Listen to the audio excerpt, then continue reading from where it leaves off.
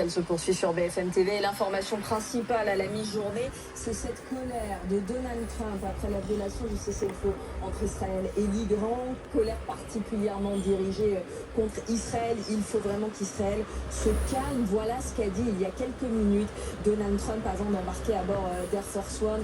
Il est en train de se rendre au sommet de l'OTAN à La Haye. On va tout de suite aller en Iran, retrouver Siavash Ghazi, le correspondant d'RFI et de France 24 sur place. Siavash Ghazi, Donald Trump a accusé l'Iran et Israël d'avoir violé le cessez-le-feu ce matin.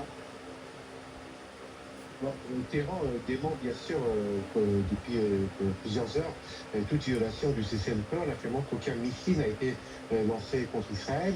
Il n'y a pas de commentaires sur la déclaration du président Trump ici en Iran, en tout cas jusqu'à maintenant, mais il y a aussi le tweet qu'a publié le président Trump en demandant à l'armée israélienne de ramener ses pilotes au pays et de ne pas lancer des bombes sur l'Iran.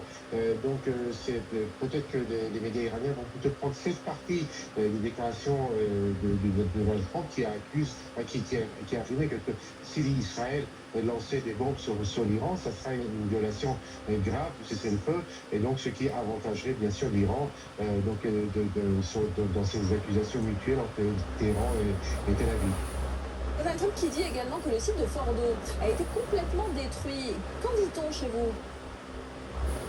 Alors, il n'y a pas d'information, les autorités ne donnent aucune information sur les dégâts causés par les frappes américaines contre les trois sites de Fordo, Natanz et Isfahan.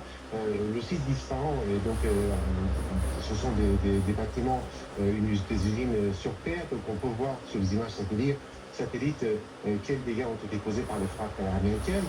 En revanche, les sites de Natanz et Fordo sont enfouis sous terre, en particulier Fordo qui est enfui sous une montagne à plus de 80 mètres sous sol. Donc il n'y a aucune image qui peut montrer ce qui s'est passé exactement en profondeur. Est-ce que les centrifugeuses ont été détruites ou pas?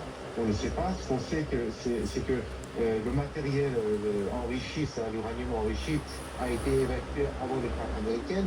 Et ce matin, le chef du programme nucléaire iranien a affirmé que l'Iran avait pris les mesures nécessaires avant ces frappes pour pouvoir continuer son programme d'enrichissement d'uranium et son programme nucléaire. Et donc, il n'y aura pas d'arrêt dans ce programme.